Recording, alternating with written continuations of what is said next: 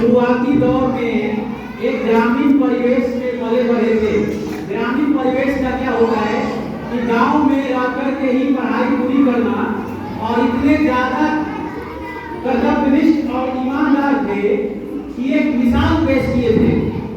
जैसे जैसे हमारा देश आजादी के नजदीक आ रहा था, आपको मैं एक बार फिर से याद दिला दूं, कल भी बताया था कि भारत के प्रथम उपराष्ट्रपति, भारत के प्रथम उपराष्ट्रपति first vice president of India बने, यानी जब 26 जनवरी 1950 को पहली बार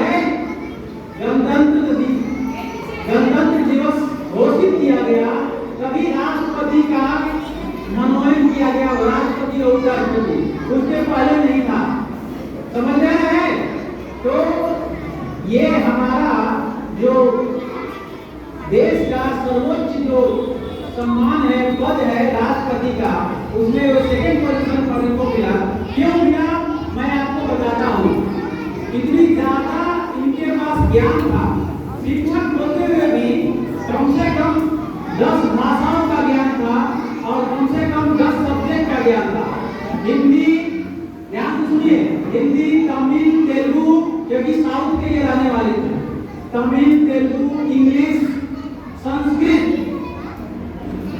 और इसके अलावा विदेशी भाषाओं का ज्ञान भी था। ये साइकोलॉजिस्ट थे, मनोवैज्ञानिक के साथ साथ दार्शनिक भी थे।